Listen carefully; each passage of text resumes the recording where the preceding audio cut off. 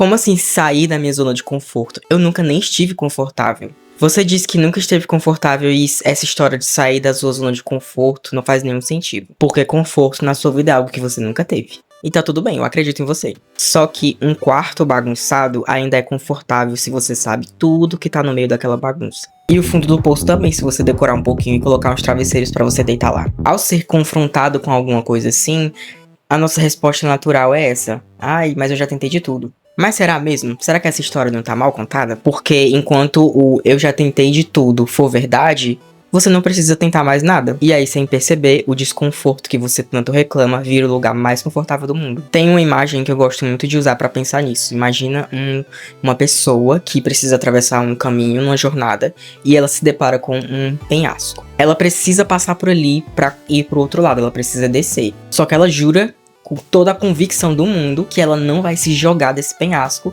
só pra continuar indo em frente. E é claro que não, ninguém tá pedindo pra pessoa se jogar do penhasco. O problema nesse cenário não é o ato de se jogar pra atravessar. O problema nessa questão é que ela não chega nem perto da beirada pra poder ver as possibilidades. E ela acaba deixando de ver que existe um caminho de pedras que desce o penhasco, evitando que ela precise se jogar dali ou dar meia volta, enfim. E o penhasco era só uma questão de perspectiva do horizonte. Só que ela decide, lá de longe, que ela sabe exatamente o que tem ali e ela não vai seguir em frente. O grande perigo que ela não sabe que tem do outro lado é justamente esse. É o perigo do desconhecido. O medo de não saber nem do que ter medo. A nossa cabeça ela não é tão boa assim em diferenciar perigos reais de não reais, ou de incerteza. É como se a nossa cabeça despertasse o mesmo alarme para essas duas coisas.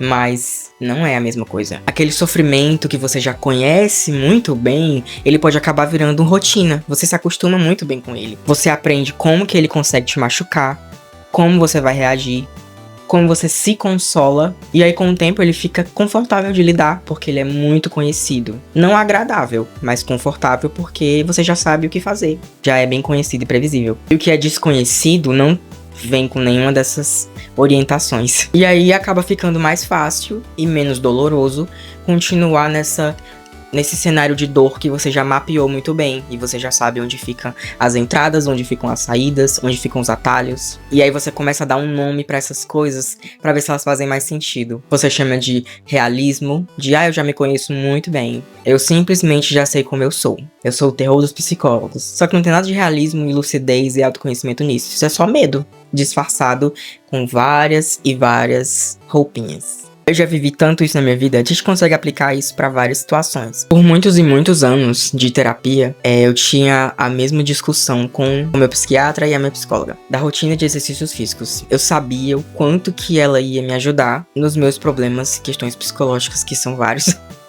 que não são poucos, digamos assim. Ia potencializar minha medicação, enfim, vários benefícios. E ainda ia se alinhar com alguns objetivos que eu tinha de saúde, etc, etc. E eu era super, super resistente. Eu falava, não, eu não vou fazer porque eu não quero. Eu não vou acordar cedo, que é uma coisa que eu nem gosto. Pra ir fazer uma coisa que eu nem gosto, que é exercício, num lugar que eu nem quero ir, que é academia. Eu falava, eu não quero ser essa pessoa que a vida gira em torno de ser fitness e dieta e treino. E o de hoje tá pago e posta nos stories, não sei o que. Ai, meu psicólogo sofreu na minha mão. Coitada, Camila, me desculpe. Eu sei que eu te dei um trabalho. Mas é porque realmente era nesse nível, sabe? Eu achava o auge falar isso. Tipo assim, não, eu me conheço. Eu sei que eu não nasci pra isso. Isso não é pra mim. Eu sei que não funciona comigo. Eu não quero virar essa pessoa. Só que ninguém tava me pedindo isso. Ela não tava me pedindo isso. Eles não estavam me pedindo pra virar outra pessoa. Era literalmente só pra fazer algo. Fazer algum tipo de movimentação. Parar de assumir de longe que eu já sabia de tudo, já sabia o resultado e eu simplesmente não queria esse caminho, não queria abrir essa porta, eu não queria chegar perto do penhasco. E eles só estavam pedindo pra olhar. Vá, descubra como você consegue fazer, descubra qual exercício você gosta, qual esporte, se você consegue praticar alguma coisa. Enfim, todas essas minhas frases justificativas eram aquelas da pessoa que fala que já tinha tentado de tudo. Mas eu não tinha tentado era nada. Eu tinha decidido de longe que eu já sabia como tudo aquilo ia acontecer e eu não queria ser aquela pessoa, como se esse fosse o único jeito de fazer o que eu precisava fazer pra melhorar. Porque no fundo eu não queria passar pela trabalheira da melhora, porque eu queria que alguém me dissesse que tinha outro jeito, que tinha outra solução, que eu não precisasse atravessar esse caminho, que eu já conseguisse um dia acordar gostando de fazer exercício, gostando de acordar cedo, gostando de caminhar, gostando de me movimentar de alguma forma. Isso aconteceu? Não. Mas até hoje eu odeio. A gente passa a vida inteira acordando cedo e a gente nunca costuma acordar cedo. A maior mentira que já me contaram é que um dia você se acostuma a acordar cedo. Até hoje eu detesto. Mas eu vou mesmo assim. Tem semana que eu vou 5 dias. Tem semana que eu vou 2 dias. Tem semana que eu não vou.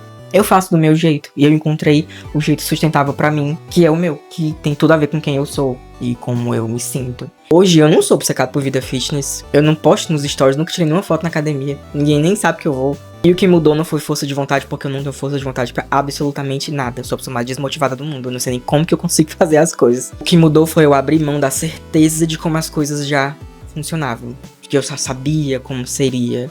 Foi largar esse braço que eu tava segurando da resistência, sabe? Que me deixava muito seguro ali em não fazer nada. Foi aceitar fazer do meu jeito sem precisar virar a pessoa que eu não queria virar. E a minha qualidade de vida melhorou de um jeito que eu jamais admitiria pra mim mesmo naquela época. E até hoje é difícil de admitir. Claro que isso não se resume a coisas tão simples como essas.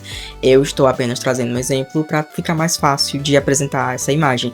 Mas ela pode ir pra coisas bem mais complexas. Uma pessoa que quer sair de uma situação terrível, alguma questão psicológica que ela passa e ela não consegue se movimentar de forma alguma, porque pra ela já aceitou que ela é derrotada, que ela não tem o que fazer, que ela não consegue, ela não tem força, não tem de onde tirar força pra conseguir se mover. E muitas vezes é uma armadilha que você se coloca. Esse mesmo mecanismo, ele aparece em coisas bem mais sérias, só que ele pode também ser resumido a uma outra imagem. Pensa numa criança nos braços do pai, que tá com muita dor, e ela tá sendo levada pro médico. E aí quando eles vão chegando perto da porta do consultório, essa criança segura o braço do pai dela com toda a força do mundo, e ela não quer entrar no consultório, ela não quer abrir a porta. Ela tá fazendo isso porque ela entende a situação melhor do que o médico e melhor do que os adultos? Não. Ela tá fazendo isso porque ela sabe que lá no fundo, do outro lado da porta, o que espera ela é uma agulhada. É uma grande dor que ela vai sentir antes da dor que ela tá sentindo agora ir embora.